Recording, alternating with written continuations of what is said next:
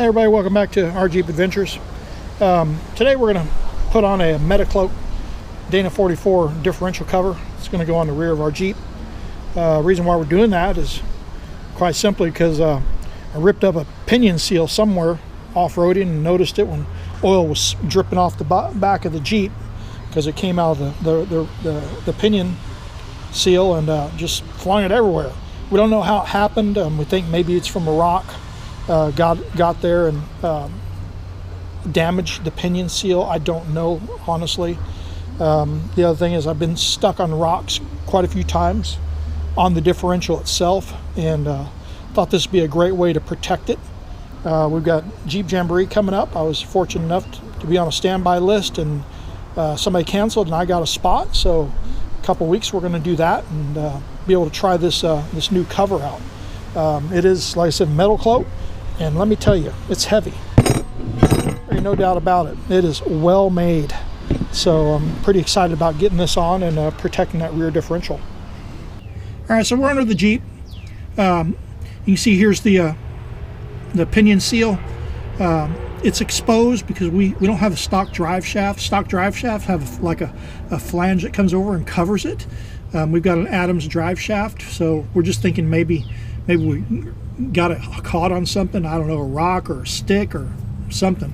You can see some marks here where I've hit the differential in the past. I've also hit this area here, got this stuck on rocks before, and then there's this little spot here that you can get hung up on. You have to back up or roll over the rock, and the rock rolls. So hoping that this skid plate by MetalCloak will help with that. All right, while we're under here real quick, it's pretty easy to put on. You've got 3 of these mounting U-bolts. 2 of them are exactly the same. As you can see, one of them's a little bit different. It's wider. The wider one goes in the front up here. The other 2 go around the axle itself. All right, guys. So this is going to be kind of hard to show you by myself, but anyway, I'm not going to use Loctite because the bolts have that flange kind of lock, like a lock nut, so that when you tighten it down, it locks. This thing is fitted very well. I mean, very well. These curvatures right here on both sides will wrap around the axle from the back.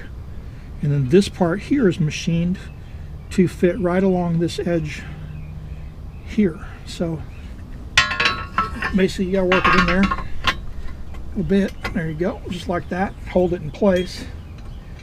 Then put one of these big U-bolts on there. And I'm gonna reach around the back and get that started. All right, I'm coming in from the back here to show you how this part goes on. There you go.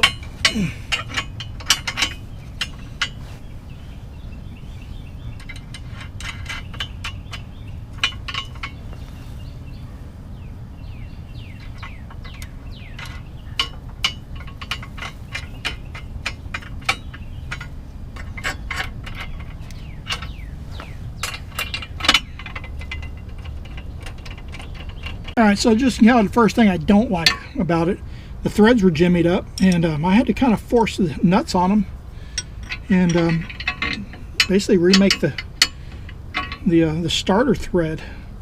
So I'm not real happy about that.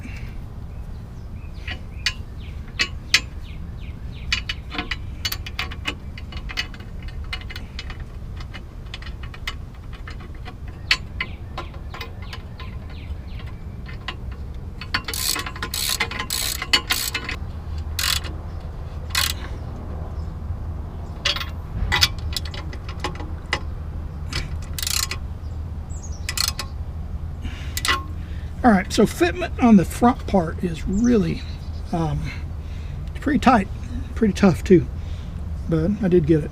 So there you go.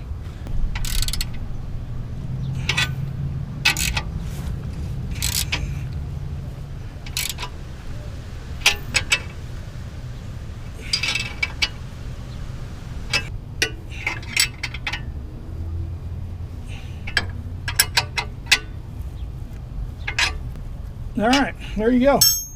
So the only thing I'm concerned about is this one because of my track bar. I think I am going to go ahead and cut it off because I don't want that track bar to hit against it. Ground those bottom ones off because I was really concerned about that one. I dropped one of my pieces down there. Okay guys, so that's it. That's the MetalCloak Dana44 differential skid. That's what they call it on the packaging. It's pretty nice. A couple little challenges there getting it on, but I think overall that should help quite a bit with getting over some of the rocks that we've had issues with in the past.